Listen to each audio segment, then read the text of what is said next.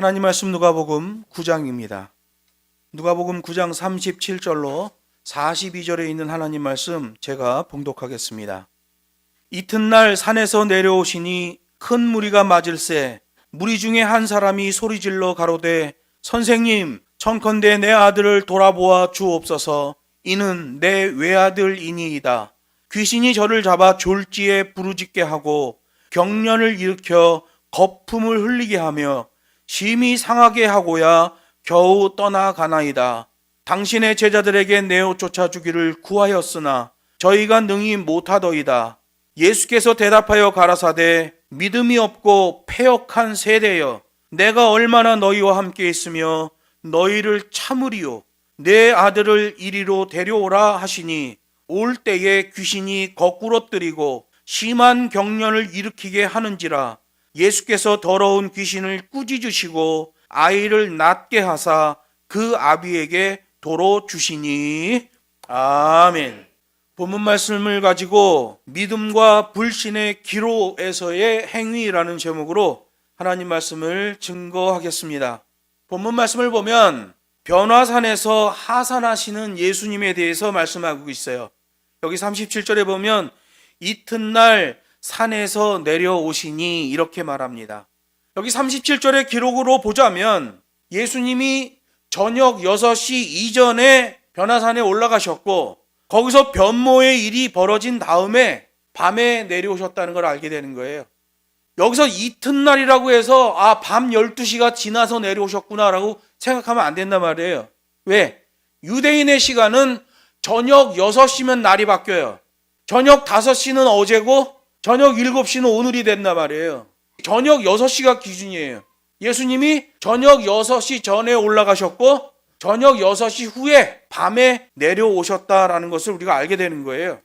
그런데 누가복음에서는 변모 사건이 있고 그 사건 다음에 바로 밑에 내려와서의 벌어지는 일을 기록하고 있는데요.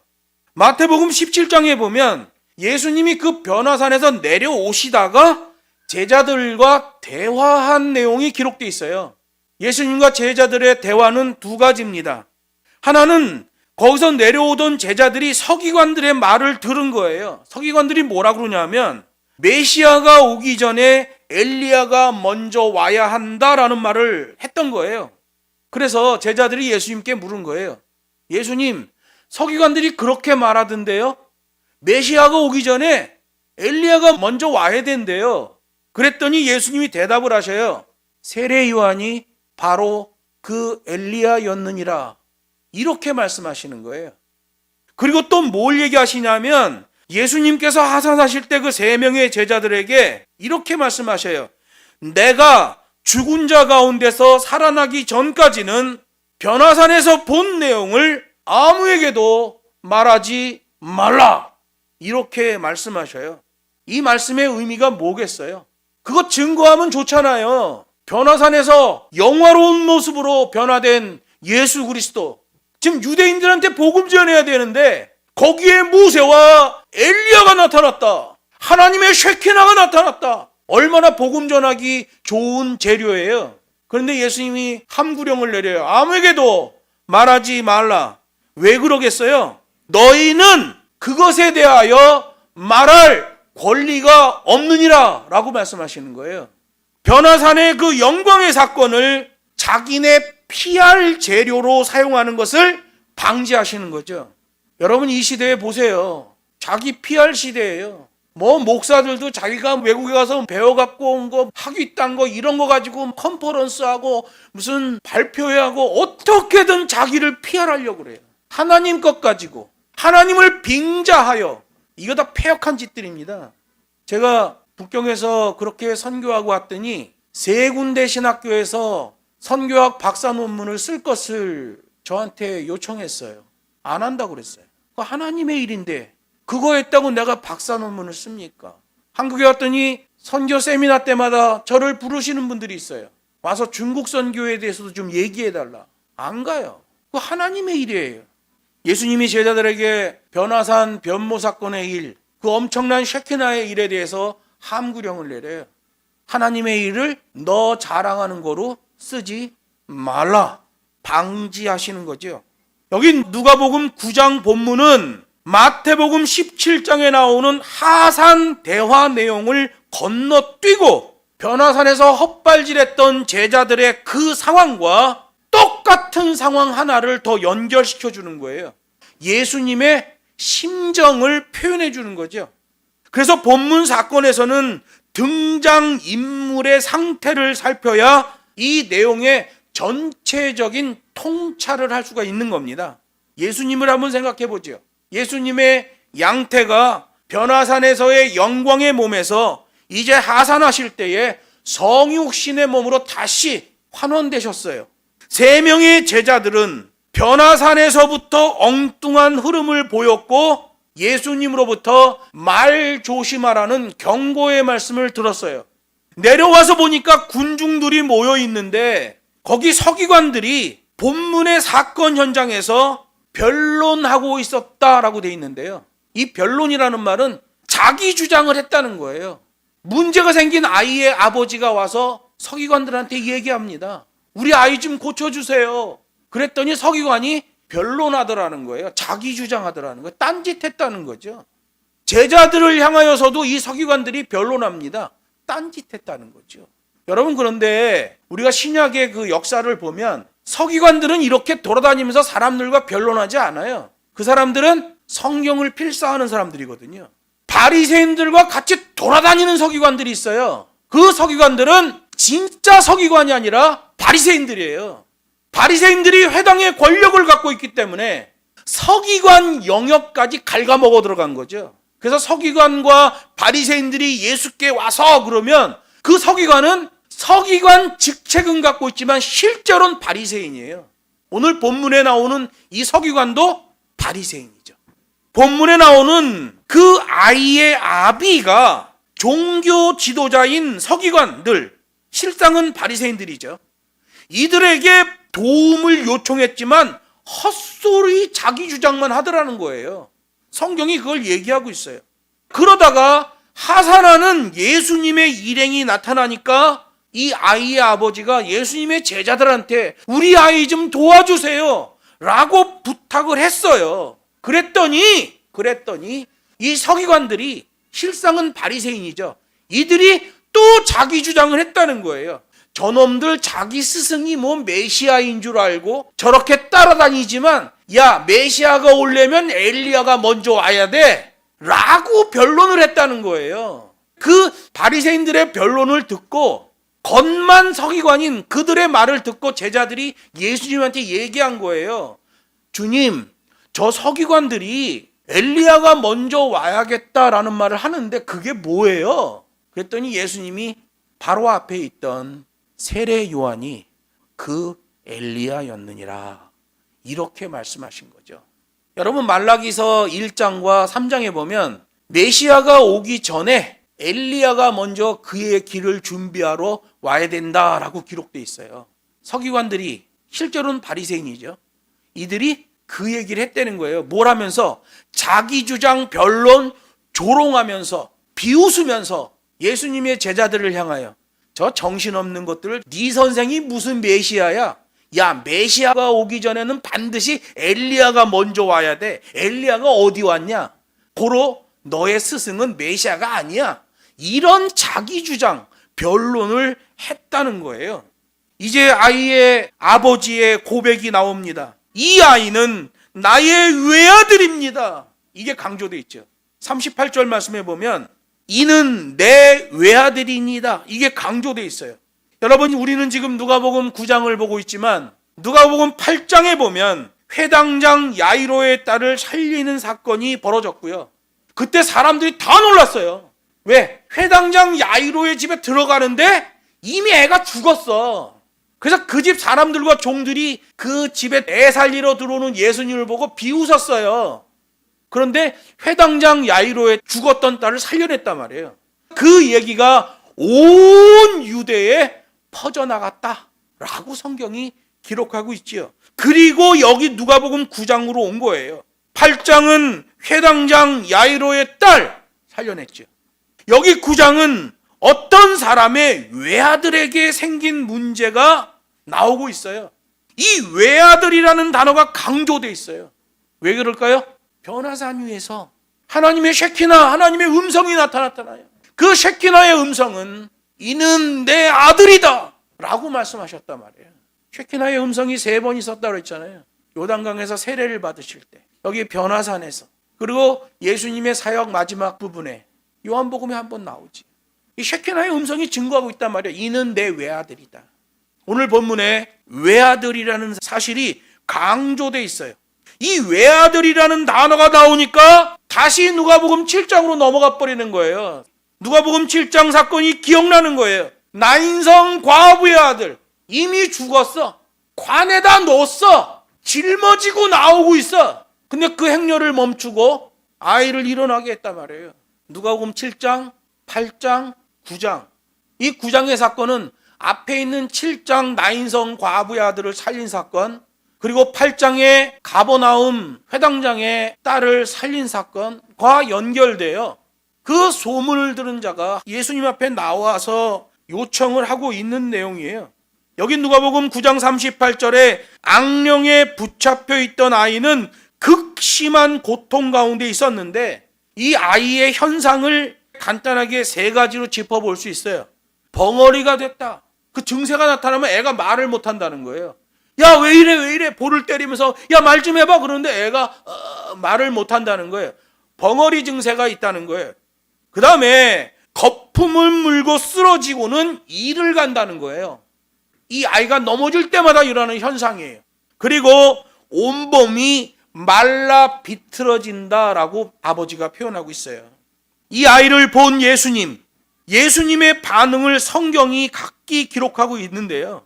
베드로의 진술을 받아 적은 마가복음에 보면 마가복음 9장 22절에 이 아이를 불쌍히 여기셨다 이렇게 돼 있어요. 헬라어로는 스플랑크니 스데이스라고 그래요. 안쓰럽게 여기셨다. 그러니까 베드로가 예수님의 동작을 이렇게 볼 때는 예수님이 그 악령에 시달리는 아이를 보고 안쓰러워하셨다. 연민의 정을 느끼셨다. 라고 기록하고 있어요. 베드로의 눈으로 본 거예요. 예수님의 행적을 샅샅이 뒤지던 누가는 누가복음 9장 본문 38절에서 이렇게 기록하고 있어요. 아이의 아버지가 예수님에게 내 아이를 좀 돌아봐 주십시오. 이 돌아보다라는 말 있잖아요. 이 돌아보다라는 말이 에피블랩사이라는 말이에요. 이게 의학 용어입니다. 환자를 정밀하게 살피다라는 뜻이에요. 여기 정밀하게 살폈다는 말이 좀 독특한 의미를 가져요. 머리 위를 살폈다. 머리 위쪽을 살폈다라는 말이에요. 여러분, 예수님은 영적인 현상들을 파악하는 일에 대해서는 최고의 전문가시죠. 하나님이시잖아요. 어떤 영적인 일이 발생하면 그 일이 왜 무슨 원인으로 발생한지를 가장 정확하게 아시는 분이에요. 창조주셔요. 만유의 주제셔요. 전능자셔요. 문제와 사고의 원인을 알고 계신단 말이에요. 아이의 아버지가 계속해서 말합니다. 내 외아들이 악령으로부터 괴롭힘을 당하고 있습니다. 마태복음 17장 15절을 보면 마태의 눈으로 본 것을 기록해놨어요. 이 아이가 간질병에 걸렸다 라고 마태는 기록했어요. 마태의 눈으로 본 거야. 얘 증세가 간질병 증세였다. 베드로의 눈으로 본 것은 마가복음 9장 17절에 기록되어 있어요. 이 아이가 벙어리 귀신에 들렸다. 이건 베드로의 눈으로 본 기록이에요. 그런데 이 간질병에 걸렸다라는 말과 벙어리 귀신이 들렸다라는 이 표현들이 모두 다 묘사용법이에요. 묘사용법. 아이의 증세에 초점이 맞춰진 거죠. 아이가 어떤 증세를 보이느냐. 이 묘사용법이죠. 그녀의 입술은 빨갛다. 이건 서술이에요. 그녀의 입술은 앵두. 그러면 그 앵두라는 것은 그 사람의 생각이죠. 묘사한 거예요. 그 여자 입술이 앵두인가? 앵두면 따서 먹죠. 그 여자 입술 따서 먹을 수 있어요? 못 먹어요. 그걸 묘사라고 그러는 거예요. 서술은 그 여자의 입술이 빨갛다. 빨간 거죠. 서술인 거예요. 여러분, 서술과 묘사의 표현을 잘 봐야 돼요. 마태는 묘사했어요. 베드로도 묘사했어요. 누가는 절대 서술형이에요. 그래서 누가는 간단 명료하게 귀신에 붙잡혔다. 이게 우리말로 번역해 놓은 거예요. 원문은 악령의 영향을 받았다 이렇게 돼 있는 거예요. 서술형 표현을 하고 있죠. 그래서 누가복음은 이 아이의 증세에 초점을 맞추지 않고 전체 현상의 의미를 기록하고 있는 거예요. 그런데 이 본문 갖고 할 수 있거든이 무슨 말이냐, 믿는 자에겐 능치 못함이 없느니라, 이거 갖고 장사하는 목사들이 있습니다. 달라요, 성경이 말하는 거하고. 지금 누가복음은 전체 현상의 의미를 기록하고 있는 거예요. 그래서 하산할 때의 대화 내용이 생략되어 있는 거죠. 왜? 변화산 위에서의 제자들의 헛발질과 내려와서 종교 지도자며 군중이며 범죄한 사실 때문에 악령에 시달리고 있는 그 집안의 모든 상황들이 한 세트로 예수님의 근심거리였다는 거죠. 전체를 엮어서 지금 말하는 겁니다. 가운데에 산에서 내려오면서 있었던 두 가지의 대화를 끼워 넣을 이유가 없는 거예요. 빼버리는 거 아무 문제 없어요. 빼도. 변화산에서의 구원 경륜의 계시로 확증된 하나님의 외아들인 예수 그리스도, 또 밑에서 악령이 나오는데 거룩한 천사의 신분에서 타락해 더러운 악령이 된 존재를 예수님과 대척점에 놓고 있는 거예요. 하나님의 쉐키나까지 나타나며 그 거룩한 하나님을 나타낸 예수 그리스도, 하나님의 외아들, 거룩한 천상의 천사였지만 타락하여 악령이 되어 사람들을 해코지 하고 돌아다니는 이 더러운 영혼. 근데 그 싸움 중간에 누가 있어요? 어느 사람의 외아들이 있는 거예요. 누가복음은 이 싸움의 상황에 초점을 맞추고 있는 거죠. 그래서 본문 39절에서 나오는 이 아이에게 나타나는 현상, 말을 못한다, 거품을 문다, 넘어지더니 이를 간다, 온몸이 경직된다, 말라간다, 이런 현상이 일어나다가 갑자기 잠잠해진다는 거예요. 의학적으로 보면 뇌전증, 간질 증세가 맞습니다. 성경은 그 뇌전증, 간질의 뒷배경에 악령이 작용하고 있다는 것을 증거하고 있는 거예요. 성경이 강조하는 바는 간질병과 예수님의 관계가 아니라 악령과 예수님의 관계를 말하는 거예요. 이 본문 말씀을 그 장사하는 목사들은 병과 예수님의 관계를 말합니다. 성경은 그 얘기를 하는 게 아니에요. 이 악령과 예수님과의 상황, 그 전쟁, 그 싸움을 말하고 있는 거죠. 그러한 문제가 왜 발생이 됐냐? 거기에 초점이 맞춰져 있는 거예요. 그래서 여기서 의학적 전문 용어를 쓰는 거예요. 에피블랩사이. 그 악령에 시달리는 아이의 머리 위쪽을 예수님이 정밀하게 살피셨다. 아이의 아버지가 또 40절에서 말해요. 서기관들도 당신의 제자들도 이 문제를 해결하지 못했습니다. 아이의 아버지는 먼저 서기관들에게 자기 아들을 고쳐주기를 구했지요. 유대 종교 권력을 잡았던 바리새인들이 회당이라는 종교 시설을 통해 백성들에게 워낙 가까이 있었기 때문에 그런 류의 부탁을 받은 거예요. 서기관들한테 그렇게 부탁하지 않죠. 맨날 성전에서 성경 필사하고 있는 서기관한테 가갖고 우리의 악령 좀 쫓아주세요, 이런 얘기 안 한단 말이에요. 성전에 있는 제사장한테 가서 우리의 악령을 쫓아주세요, 이런 얘기 안 한단 말이에요. 바리새인들은 회당 권력을 갖고 있어요. 회당은 유대인들의 삶과 법령, 모든 종교의 핵심이에요. 거기 가서 배우고 거기서 들으면 그런 줄 아는 거예요. 본문의 사건의 시간적 진행을 또 말하면 이렇게 돼 있어요.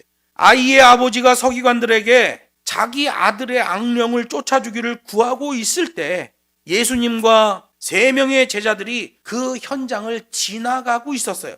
예수님과 3명의 제자들을 본 서기관들이 그 아이에 대하여 변론하다가 이젠 예수님에 대하여 변론을 하는 거예요. 엘리야가 먼저 와야 되는데 네 선생이 무슨 메시아냐. 말라기 3장 1절과 말라기 4장 5절 말씀 갖고 변론을 했어요. 제자들이 서기관들의 그 말을 듣고는 예수님에게 전달했고 예수님은 저들이 말하는 그 엘리야가 바로 세례 요한이었다 라고 대답하셨어요. 서기관들이 아이 고쳐줄 생각은 하지 않고 딴소리 변론만 하니까 아이의 아버지가 예수님의 제자 3명에게 부탁을 했어요. 베드로, 요한, 야고보. 그런데 이 3명의 제자도 역시 무능을 보이자 아이의 아버지가 예수님에게 직접 자신의 외아들을 고쳐주기를 부탁하고 있는 거예요. 변화산에서 예수님의 제자들은 참으로 개탄스러운 모습을 보였어요. 딴짓해, 헛소리해, 헛발질해요. 산에서 내려왔을 때도 사람들로부터 변론의 대상이 됐다. 야유를 받았고 비난을 받았다는 거예요. 제자도 진짜 못해 먹을 짓이죠. 산 위에서는 딴짓하다가 됐다 혼나고 내려오는 게는 너 입 닥쳐 그러죠. 내려왔는데 군중사에 있던 서기관들이 야유와 비난을 하죠. 여러분, 그런데 우리가 앞에 있는 사건을 한번 볼 필요 있어요. 누가복음 9장 1절로 6절에 보면 예수님이 제자들을 복음 현장으로 파송하실 때 모든 귀신을 제어하며 병 고치는 권세를 주셨다라고 돼 있어요. 그리고 제자들이 나갔어. 그리고 전도하고 돌아왔어. 그랬더니 성경이 뭐라고 그래요? 제자들이 나가 복음을 전할 때 귀신을 제어하고 병 고치는 권세를 실행했다는 거예요. 제자들이 그거 했다는 거야. 예수님이 그 권세를 줬다는 거예요. 귀신을 제어하고 병을 고친다. 했어. 9장 1절에서는.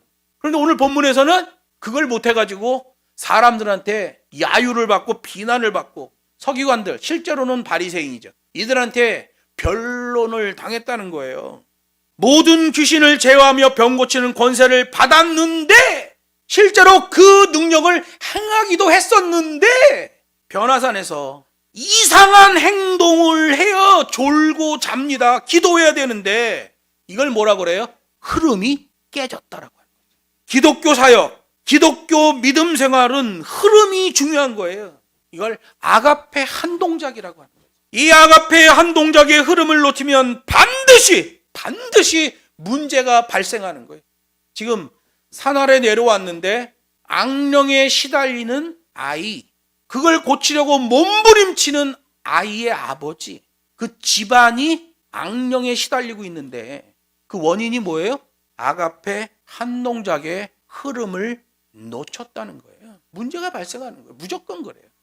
거기에 증거를 보이시는 예수님이 41절에 나와요. 41절은 분노하시죠. 예수께서 대답하여 가라사대 믿음이 없고 패역한 세대요. 우리 성경에는 번역이 안 돼 있어요. 이 믿음이 없고 패역한 세대요 라는 말 앞에 헬라어에서는 오메가를 집어넣었어요. 그냥 스페링 하나 이렇게 집어넣었어요. 이게 뭐예요? 최상급 최대치 탄식을 나타내는 거예요. 믿음이 없고 패역한 세대요. 여기서 41절에서 예수님이 말씀하시는 믿음이 없고 패역한 세대여는 본문에 있는 모든 사람에게 하신 탄식의 말씀이에요. 제자들 3명, 군중들, 악령에 시달리는 그 집안, 그리고 변론했던 서기관. 그 서기관들은 실제로는 바리새인이죠. 그들 전체를 묶어서 하신 오메가의 오라는 탄식이에요. 12 제자들 중에서 조금이라도 더 출중하기 때문에 변화산까지 동행했던 3명의 제자들. 그런데 정말 중요할 때 딴짓을 합니다. 헛소리예요. 누가복음 9장 1절에서 예수님이 귀신 쫓는 권세와 병 고치는 은사를 주셨음에도 불구하고 무능해요. 탄식이 나오죠. 또 거기 있던 서기관들, 무늬만 종교 지도자였을 뿐 그들은 거짓 제사를 하고 가짜 예배를 하고 헛발질을 하던 유대 종교 지도자들이에요. 회당 권력을 갖고 있는 핵심 종교 지도자들이죠. 예수님의 탄식의 대상이에요. 또 자기 아들에게 왜 그렇게 악령의 개입이 일어나게 됐는지도 모르는 아이의 아버지. 근데 예수님은 그 영적인 파악을 하실 때 그 아이의 머리 위쪽을 정밀하게 살피셨다. 그 집안의 범죄가 그 머리 위에 머물고 있는 거예요. 또 호기심 따위로 이적이나 구경하려는 그 군중 유대인들, 그들도 권리 없는 말로 변론을 하고 있었죠. 저 바리새인들 저놈들 뭐 별것도 아니네. 예수제자 저것들 수제자들 아니야? 별것도 아니네. 이러고 있었다는 거예요. 권리 없는 말을 하고 있었다는 거죠. 그래서 여기 41절 본문에서 예수님이 꾸지람을 하실 때 그 사용된 단어들이 특별한 구약형 단어라는 것을 알게 되는 거예요. 유대인들이 들으면 아주 찰떡같이 들리는 단어들이에요. 믿음이 없고 패역한 이 단어는 신명기 32장에 나오는 단어예요. 32장 5절과 20절에 믿음이 없고 패역한이란 책망의 단어가 2번 나와요. 여러분, 신명기 32장이면 모세가 광야를 완전히 다 통과해서 이제 느보산 앞에서 가나안에 들어가기 직전, 숨지기 직전 설교란 말이에요. 그때 이스라엘 백성들한테 했던 책망의 말이에요. 출애굽 후에 불순종해갖고 광야에서 아주 싸그리 분리수거를 당해버렸는데 그 이스라엘 백성들을 향한 하나님의 책망 때 사용된 단어예요. 애굽에서 나와서 광야를 통과해 가나안에 들어가는 이 흐름이 깨진 자들이죠. 광야에서 다 분리수거가 돼버렸어요. 행위 때문에 받은 심판이라고 합니다. 여러분, 믿음으로 구원 맞습니다. 행위로 심판, 그것까지 같이 얘기해야 돼요. 그래야 하나님의 말씀이 되는 거예요. 메시아는 고난을 통하여, 여기 누가복음 9장 말씀으로 보면 예루살렘에서의 죽음을 통하여 곧 십자가 보혈의 구원의 장정, 영적인 출애굽을 이루시게 되는데, 지금 제자들이나 그 밑에 있던 사람들이나 구약 시대에 일어났던 역사적 출애굽 때 제 멋대로의 감성주의에 빠지다가 분리수거된 이스라엘 그 사람들처럼 오늘 본문 신약의 현장에서도 죄다 헛발질을 하고 있으니 예수님의 최대치 탄식 오메가5가 나오는 거예요. 제자들도 헛발질, 종교 지도자들도 헛발질, 범죄로 인해 악령에 시달리고 휘둘린 그 집안도 헛발질, 이적이나 보고 싶다 구경꾼들도 헛발질, 죄다 헛발질하고 있는 거죠. 42절에서는 아이를 고치시는 예수님에 대해서 말씀하고 있어요. 여기 42절에 보면 올 때에라는 말이 있어요. 올 때. 아이를 데리고 이제 예수님에게 오는 거죠. 올 때에. 이 올 때에라는 말은 아이를 데리고 저만치서 예수님께로 오고 있는 동안에라는 뜻이에요. 그러니까 예수님하고 어느 정도 거리가 있는 거예요. 저기서 지금 데리고 오고 있는 거예요. 여기 본문에서는 이 악령이 아이를 거꾸로 때렸다 이렇게 돼요. 거꾸로 때렸다. 이 거꾸로 때렸다라는 말이 에르렉센인데요. 이 에르렉센이라는 말은 던지고 뛰어내리는 공격형 동작을 말하는 거예요.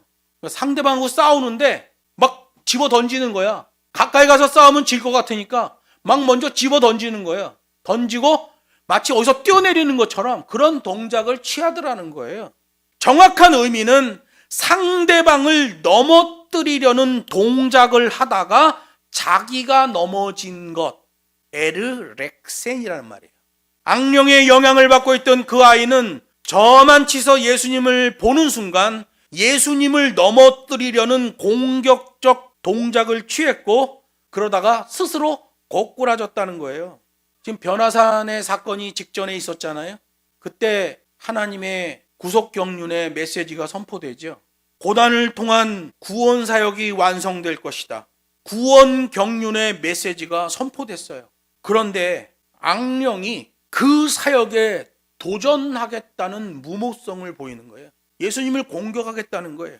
에르렉센, 집어 던지며 뛰어내리는 공격적 동작을 하더라는 거예요. 에덴 동산에서의 아담과 하와를 한번 보지요. 그들은 하나님의 명령을 따라 하나님의 그 법과 식대로 살며 순행적 흐름의 삶을 살아야 했지요. 그런데 어느 날 제 소견에 오른 대로 제 감성주의를 따라 움직였어요. 감성주의가 개입되면 뭐든 다 죄로 나아가게 되는 거예요. 기준 자체가 자기 생각이 되기 때문에 그래요. 순행적 삶이 순식간에 역행적 삶으로 변질돼 버리는 거죠. 그래서 그 감성주의의 머리를 하나님이 공격하셔요. 하나님의 진노가 머리에 임하게 되는 거예요. 예레미야 30장 23절 보면 이렇게 기록되어 있어요. 보라, 여호와의 노가 발하여 폭풍과 회립바람처럼 악인의 머리를 칠 것이다. 신약 시대에 오면 구약 박사 사도 바울이 이렇게 기록해요. 로마서 1장 18절에 하나님의 진노가 불의로 진리를 막는 사람들의 모든 경건치 않음과 불의에 대하여 하늘로조차 나타나나니 이렇게 되어 있는데요. 여기서 하늘로조차 나타나나니가 하늘로조차 그들의 머리 위에 나타나나니예요. 하나님의 진노는 그 머리에 나타나요. 원시복음 창세기 3장 15절에서도 보면 아담과 하와를 범죄에 빠뜨렸던 뱀의 머리를 밟게 될 것이다 이렇게 말해요. 하나님의 진노가 머리에 임하는 거예요. 그 머리에 임한다는 것은 감성주의를 얘기합니다. 하나님의 말씀의 기준이 아니라 자기 기준대로 행한 것에 대한 징벌이에요. 그래서 제물을 드릴 때도 머리에 안수를 하게끔 율법에서 명하고 있죠. 출애굽기에 보면 사람들이 제물로서의 송아지를 가져오거나 양을 가져오면 그 머리에 안수할지니라 이렇게 기록하고 있어요. 죄의 문제이기 때문에. 복을 주실 때도 마찬가지예요. 머리에 안수를 하게 했죠. 왕이나 제사장, 선지자, 이 안수를 받는 3대 직분이잖아요. 그런데 선지자는 안수를 받아도 되고 안 받아도 돼요. 왕이나 제사장은 무조건 안수를 받아야 됩니다. 선지자는 받아도 되고 안 받아도 돼요. 그래서 안수를 받았던, 기름을 부었던 그 세 개의 직분, 그러면 왕, 제사장, 선지자. 선지자는 받아도 되고 안 받아도 돼요. 다행히도 마가복음 9장에 있는 기사를 보면 악령의 영향을 받던 그 아이의 아버지는 예수님 앞에서 회복된 믿음의 고백을 했어요. 마가복음 9장 22절로 24절에 보면 이렇게 얘기해요. 귀신이 저를 죽이려고 불과 물에 자주 던졌나이다. 그러나 무엇을 하실 수 있거든 우리를 불쌍히 여기사 도와주옵소서. 여기서 우리를 불쌍히 여기사, 이게 회개입니다. 자신의 죄를 깨닫는 거예요. 그때 예수께서 이르시되 할 수 있거든이 무슨 말이냐, 믿는 자에게는 능치 못할 일이 없느니라 하시니, 믿는 자가 행한다는 게 아니에요. 회개하고 예수님이 하시는 것을 믿게 된다면 그것에 대한 보응을 받게 된다는 거예요. 곧 그 아이의 아비가 소리를 질러 가로되, 회개를 하는 거죠. 내가 믿나이다. 나의 믿음 없는 것을 도와주소서. 회개했던 거예요. 믿음이 구축되는 모습을 보여주는 거예요. 여기 지금 가이사랴 빌립보예요. 우상의 땅, 정치적으로 폐역한 땅, 거기 사는 유대인들도 보니까 비웃고 조롱하고 변론하는 것으로 체질화된 자들이에요. 그런 악한 현장에서 모든 사람에게 탄식하는 예수님의 최고치의 탄식이 나온 가운데에서도 회개로 인해 회복되는 은총을 입는 자가 나타났다는 거예요. 자기 아이에게 나타났던 그러한 악령적 현상들의 죄과가 그 아이의 아비인 자신과 자기 아이에게 그 죄의 원인이 있다는 것을 고백한 거예요. 그래서 예수님이 아이의 머리 위를 정밀하게 살피셨다라는 단어가 사용된 거죠. 아이가 회복되자 그 현장에 있던 사람들이 모두 하나님의 역사에 대하여 놀랐다라고 누가복음 9장 43절 상반절에 기록되어 있어요. 그런데 이 놀랐다는 게 하나님께 영광 돌리는 게 아니에요. 신비주의로 받았다는 거죠. 볼거리로 봤다는 거예요. 앞서 쉐키나 때 말씀드렸잖아요. 하나님의 놀라운 현상은 극도의 주의가 필요한 거예요. 그렇지 않으면 신비주의나 은사주의 또는 이단으로 빠져버리게 돼요. 산에 내려와서 보니까 악령에 시달리던 그 집안이 회개하고 믿음이 구축되는가 하면 그것을 본 그 많은 군중들은 하나님의 그 역사하심을 또 신비주의 현상 정도로 받아들였다라는 말이 되는 거예요. 말씀을 맺습니다. 이러한 말씀을 선포하는 목사로서의 저도 가끔은 머리 위에 머무는 현상들을 느낄 때가 있어요. 이건 선교 현장에서 주신 하나님의 은사예요. 선교현장은 빨리빨리 일꾼을 양성해서 보내야 되기 때문에 그 일꾼들이 탁탁탁 보입니다. 하나님 말씀을 전하다 보면 그 사람들이 탁탁탁 보여요. 머리 위에 머무는 그 현상들을 느끼게 돼요. 자세와 흐름을 통해서도 그런 것을 느낄 때가 있어요. 그래서 예수님도 그런 자세, 그런 동작, 그런 흐름이 나올 때 믿음이 너를 구했다 라고 말씀하시는 거예요. 믿음과 불신의 그 기로에서의 행위, 오늘 본문은 예수님의 최대치 탄식을 말하고 있어요. 헛발질했던 예수님의 제자들, 흐름이 깨진 자들이죠. 무늬만 종교 지도자인 자들, 그들은 장로의 유전 때문에 하나님의 계명으로부터 흐름이 깨져버렸습니다. 범죄로 인해 악령에 휘둘리며 살아왔던 그 집안, 그저 구경거리 이벤트나 찾는 사람들, 이 다 헛발질의 사람들이죠. 예수님이 최대치 탄식으로 그들을 묘사하셔요. 우리 기독교는 기록된 계명으로 신앙생활을 해야 하는 종교예요. 계명으로 명령돼 기록된 법과 식의 말씀이 유일한 기준이에요. 그 어떠한 선택의 순간이 오더라도 하나님의 백성은 하나님 쪽으로 자세를 잡아야 돼요. 우리 모두가 그런 올곧은 하나님의 백성으로 아가페 한 동작의 흐름 타기를 주 예수의 이름으로 축복합니다.